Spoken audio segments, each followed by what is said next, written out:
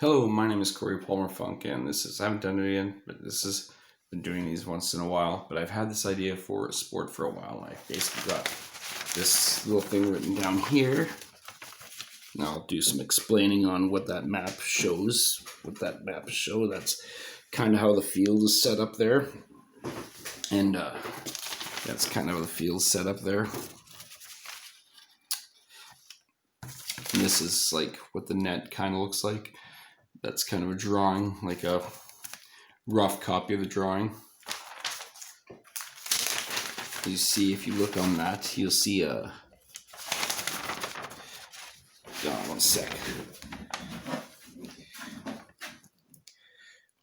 It goes back. Well, look at a rough copy of the drawing there. Like there, you see the X's and the O's. It's a 14. It's a 14-player sport. Oop. This is kind of what the ball will look like. But yeah, it's a 14-player sport. And that there's kind of that little diamonds where the net kind of is. And there's these characters right here. You notice there's X's and O's. Those are basically the players and the teams. And that box there is kind of like a shot box, whereas you pass the ball, you get it to the end, and then these guys here are what they call interceptors. And what they do is they intercept and they try to get the ball from these guys here. And these guys could go in here and they could shoot it over here type deal, like, and if they have 30 seconds in there.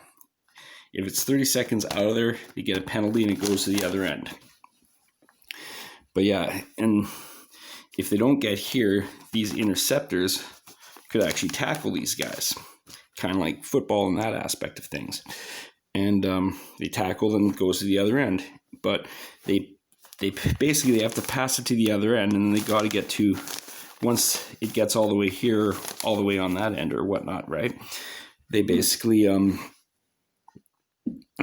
that's when they could actually shoot and score.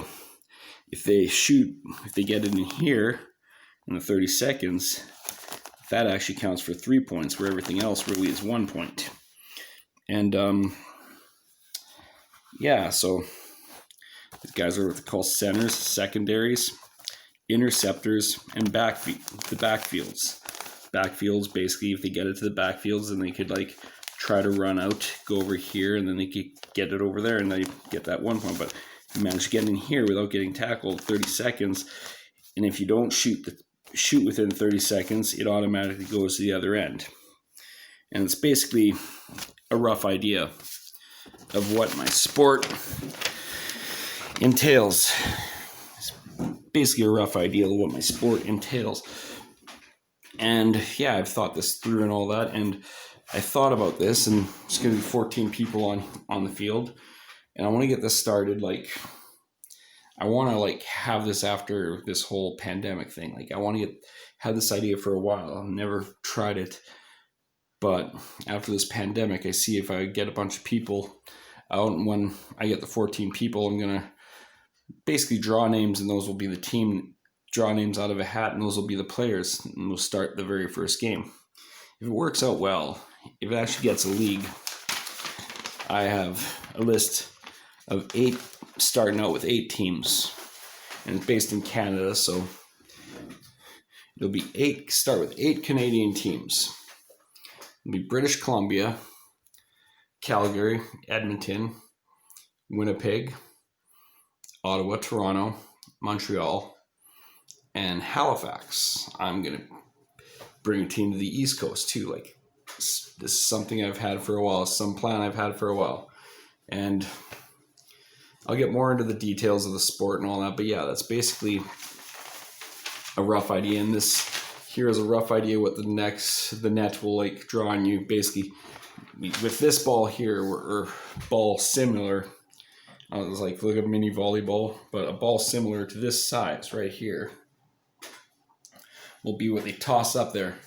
And that net, or the diamond, will be about, I'd say, 15 feet tall. They gotta try to toss that up there and get it in there. But like I said, when they get the ball toss it in the air like this, and then whichever side knocks it, they first get the first bit of play. But they can't just grab the ball and toss it in. That would be too easy. Can't make it that easy. So yeah, you toss the ball, you try to get it to the backfield. You toss the ball and you try to get past the interceptors. Once you pass the interceptors, that's when you could do whatever. You could try to run, get it to the end, or you could go over here and try to score, but you got 30 seconds.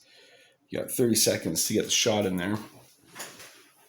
But if the interceptor gets it, he tosses it to the other end, they get a point. And yeah, that's basically somewhat of the idea of the sport that I've had for a while. And more things. And if you want to suggest things to make the sport more interesting, message me. I'd love to get this thing going. But we'll wait till this whole thing is with this pandemic and all that. I wanted to create something. I've always wanted to invent a sport. And this has been kind of my idea of a sport for a long time. I don't know, I might call it diamond shot, diamond ball. Give me a suggestion on what would be a good name for the sport.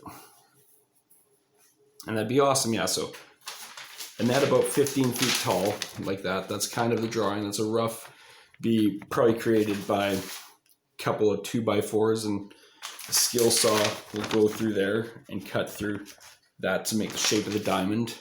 And you try to toss, and like I said, you try to toss this, wing it in there, and try to get it into that diamond.